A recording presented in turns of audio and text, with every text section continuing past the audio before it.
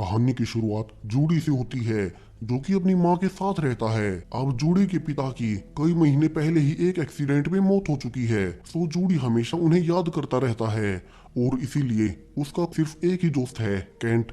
इसके अलावा सब लोग जूडी का मजाक उड़ाते हैं क्योंकि उन्हें वो काफी वियर्ड लगता है और डेरेक उनमें से सबसे आगे है, जिसका साथ डेरेक की गर्लफ्रेंड जून भी देती है। अब आज की रात जूडी की क्लास का ही एक स्टूडेंट डेविड सबको हाउस पार्टी पर बुलाता है। अब जूडी चूंकि किसी से ज्यादा बात नहीं करता, तो वो ऊपर अकेले में केंट के साथ घूमने लगता है, जहाँ एक अंधेरे कैबिनेट से उन्हें काफी सारे कार्ड्स मिलते हैं। अब ये कार्ड्स देख दोनों ही हैरान थे क्योंकि इसमें दिखाई देने वाले कैरेक्टर्स उनके पेरेंट्स जैसे ही दिख रहे थे, मगर थोड़े से डिफरेंट। अब यहाँ तभी डेरेक आ जाता है और दोनों से वे कार्ड्स ले लेता है, जिसके बाद जूडी का और मजाक बनाने के लिए वे उसे एक गेम खेलने पर मजबूर करते हैं और जूडी उसमें हार जाता है और उसे सजा के तौर पर डेरेक की गर्लफ्रेंड जून के साथ एक कैबिनेट में 7 मिनट तक बंद रहना था। अब दोनों कैबिनेट के अंदर चले जाते हैं, मगर उन्हें पता नहीं था कि उनके साथ आगे क्या होने वाला है। यहाँ अंदर दोनों बातचीत करते हैं कि कैसे जूडी सबसे वियर्ड है और सब लोग उसका मजाक उड़ाते रहते हैं।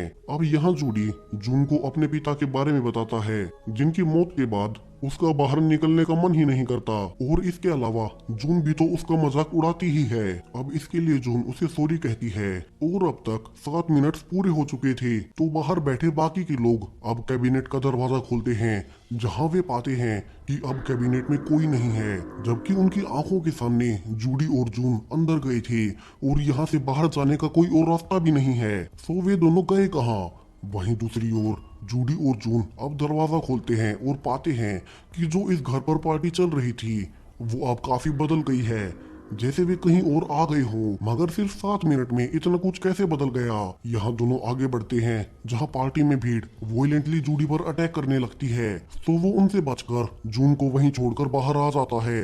लेकिन बाहर भी उसे काफी कुछ बदला हुआ नजर आ रहा था, तो जूडी डरकर घर जाने लगता है, जहाँ वो पाता है कि पास के ही एक पार्क में किसी का मर्डर हुआ है। अब जूडी ये सोचते हुए कि वहाँ कौन मरा है अपने घर पहुँचता है, मगर घर पर उसे जो दिखाई देता है उसकी आंखें फटी की फटी रह जाती है। उसके सामने उसके पिता थे, जो कि उसे गुस्से में लगातार कहे जा रहे थे कि तुमने ऐसा क्यों किया। जूडी हैरान था, ये कैसे हो सकता है? जूडी के पिता तो कई महीने पहले ही एक एक्सीडेंट में मारे जा चुके हैं, तो वे फिर से जिंदा कैसे हो गए? जूडी घबराकर अपनी माँ से पूछता है कि मॉम, डैड यहाँ कैसे हो सकते हैं? अब सरप्राइजिंगली उसकी माँ भी कहती है कि वो इसमें इतना चौंक क्यों रहा है। लेकिन इसी बीच उसका पिता कहता है कि तुमने डेरेन का मर्डर क्यों किया है। और जूडी यहाँ पाता है कि दरअसल आते हुए पार्क में जहाँ पुलिस खड़ी हुई थी, वहाँ बाकी सब के हिसाब से जूडी ने ही डेरेन को जान से मार दिया है, जिसे कि कई सारे लोगों ने देखा है। अब जूडी समझाने की कोशिश करता है कि उसने डेरेन को नहीं मारा है, मगर उसके पेरेंट्स उसकी एक नहीं सुनते और कहते हैं कि उसे जल्दी से अपने रूम में जाकर कपड़े चेंज कर लेने चाहिए। और तब तक वे लॉयर को बुला रहे हैं ताकि जूडी को बचाया जा सके। अब जूडी को कुछ भी समझ नहीं आ रहा था, तो वो अपने रूम में आता है, जहाँ वो पाता है कि अब उसका रूम भी पूरी तरह से बदल चुका है और अब काफी क्रीपी लग रहा है। और यही सब देखकर जूडी अब समझ जाता है कि ये सब उसके साथ अचानक से क्या हो रहा है। पहले उसके पिता का जिंदा मिलना, आसपास के रोड्स का बदला जाना और अब उसका डेरेन को जान से मार देना, यानी कि वो गलती से किसी दूसरे पैरेलल यूनिवर्स में आ गया है। एक ऐसा पैरेलल यूनिवर्स जिसमें उसका पिता कभी उस एक्सीडेंट में मरा ही नहीं।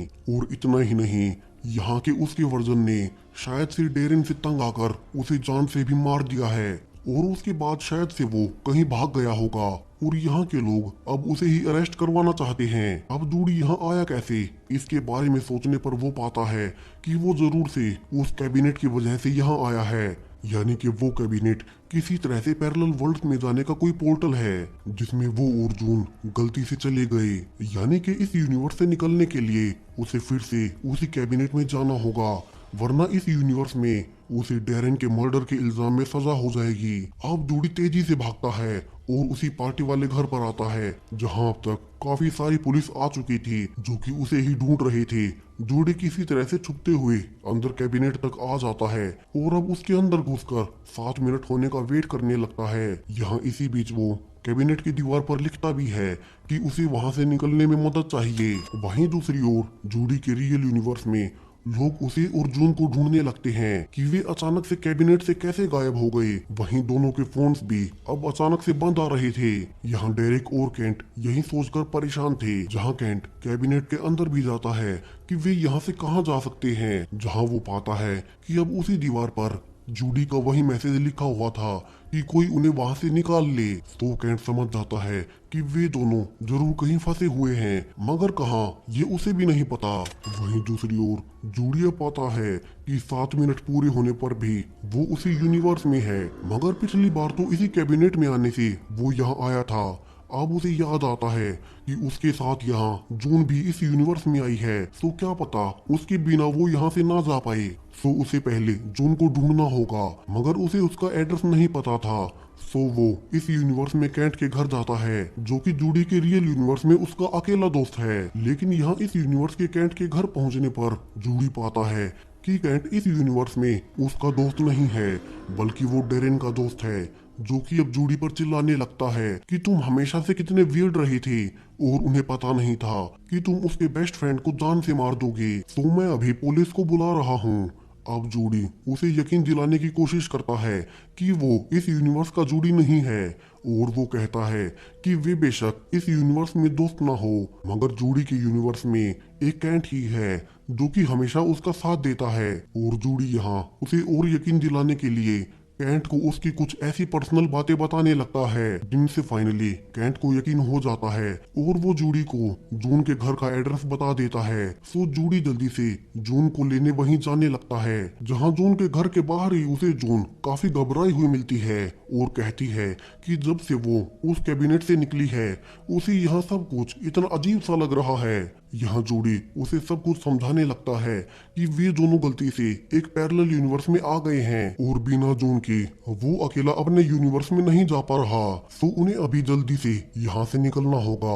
अब जून उसकी बातों पर भरोसा नहीं करती और अपने घर पर आ जाती है, मगर यहाँ वो पाती है कि जूडी सब सच कह रहा था, क्योंकि यहाँ उसके इस यूनिवर्स के घर पर उसकी फैमिली फोटोज में उसकी बहन भी है। लेकिन उसके रियल यूनिवर्स में उसकी बहन काफी पहले ही घर छोड़कर जा चुकी है। सो अब दोनों जल्दी से भागकर फिर से उसी घर पहुंचते हैं और उसी कैबिनेट में इस बार साथ मिलकर बैठ जाते हैं ताकि अपने रियल यूनिवर्स में जा सकें। अब फिर से 7 मिनट हो चुके थे जहां दोनों बाहर आते हैं, लेकिन इस बार यहाँ सब कुछ शांत था, बाहर पुलिस भी नहीं थी। सो दोनों सोचने लगते हैं कि क्या वे इस बार अपने रियल यूनिवर्स में वापस आ गए हैं। लेकिन सब लोग गए कहाँ, क्योंकि यहाँ तो पार्टी होनी चाहिए थी।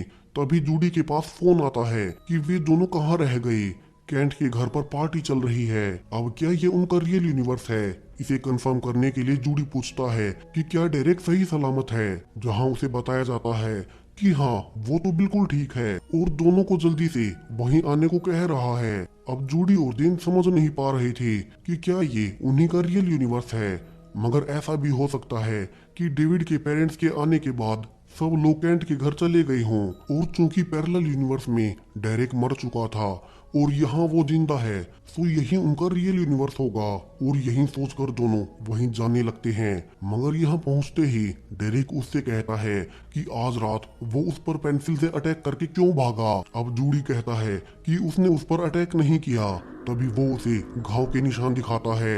यहाँ तभी कैंट कहता है कि जूडी को उसके दोस्त पर अटैक नहीं करना चाहिए था, और यही सुनते ही दोनों समझ जाते हैं कि वे फिर से अपने रियल यूनिवर्स में नहीं बल्कि किसी तीसरे पैरेलल यूनिवर्स में आ गए हैं, जहां इस यूनिवर्स में फिर से उसके यहाँ के वर्जन ने डेरेक पर अटैक किया, जहां इस बार वो मरा तो नहीं मगर उसे काफी चोट आई है। और इस यूनिवर्स में फिर से कैंट डेरेक का दोस्त है, जूडी का नहीं, मगर वे वापस से कैबिनेट में जा पाते इसके पहले ही डेरेक कहता है कि चूंकि उसने उसे चोट पहुंचाई है तो उसे गेम ऑफ डेथ खेलना होगा, और इसमें जून भी शामिल होगी क्योंकि वो इतने वक्त से जूडी के साथ है। और यहाँ से वे सब दोनों को नीचे ले जाने लगते हैं, जहाँ काफी सारे लोग बैठे थे। अब इस यूनिवर्स में क्रिमिनल्स को सजा देने का तरीका हमारे रियल यूनिवर्स से बहुत अलग है। यहाँ सजा कोर्ट या पुलिस नहीं बल्कि ऐसे ओपन गेम्स ऑफ डेथ के द्वारा दी जाती है। यहाँ पहले जून से पूछा जाता है कि वो अब तक जूडी के साथ क्यों है।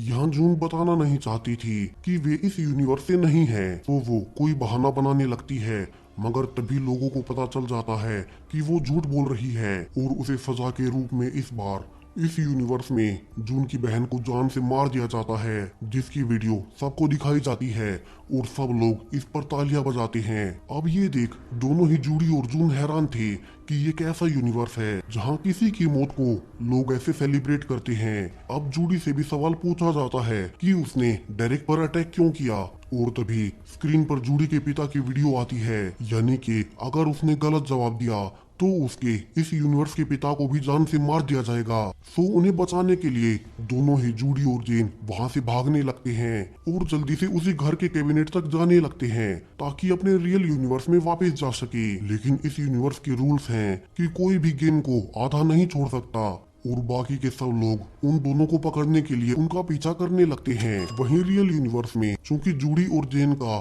कोई अता पता नहीं था तो केंट अब पुलिस को बुला लेता है और इसके अलावा सबके पेरेंट्स भी वहां आ गए थे। वहीं तीसरे पैरेलल यूनिवर्स में जूडी और जेन अब घर पहुंच चुके थे, मगर उन्हें शक था कि कहीं वे फिर से किसी और यूनिवर्स में ना चले जाएं, क्योंकि क्या पता मल्टीवर्स में कितने हजारों लाखों पैरेलल वर्ल्ड एग्जिस्ट करते हैं। सो इस बार वे इस घर में आग लगाकर कैबिनेट में चले जाते हैं कि क्या पता वे इस पोर्टल को बंद करके अपने रियल यूनिवर्स में जा सके। और अब तक कैबिनेट में भी धुआं आने लगा था, मगर फिर 7 मिनट पूरे हो जाते हैं जहां वे पाते हैं कि अब फिर से वे एक नई यूनिवर्स में आ चुके हैं जहां बाहर कोई आग नहीं है। अब दोनों को नहीं पता था कि वे अपने रियल यूनिवर्स में आए भी हैं या नहीं। सो दोनों संभल कर नीचे जाते हैं जहां अब तक सुबह हो चुकी थी और बाहर निकलने पर वे पाते हैं कि बाहर सब बच्चे और पेरेंट्स आ चुके हैं और साथ में पुलिस भी है। अब यहाँ वेरीफाई करने के लिए जूडी कहता है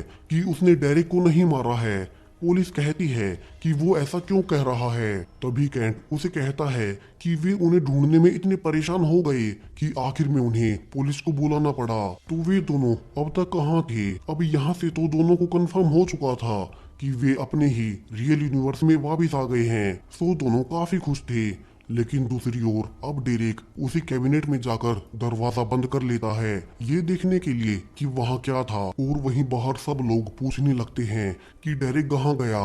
लेकिन अब सब पाते हैं कि डेरेक वहाँ नहीं है, यानी कि वो भी पैरेलल यूनिवर्स में गलती से चला गया है। लेकिन बाहर किसी को भी इसके बारे में नहीं पता है। सो बाहर आते ही चूंकि जूडी ने कहा था कि उसने डेरेक को नहीं मारा, सो इससे सबको उसी पर शक चला जाता है कि उसने ही डेरेक को जान से मार दिया है।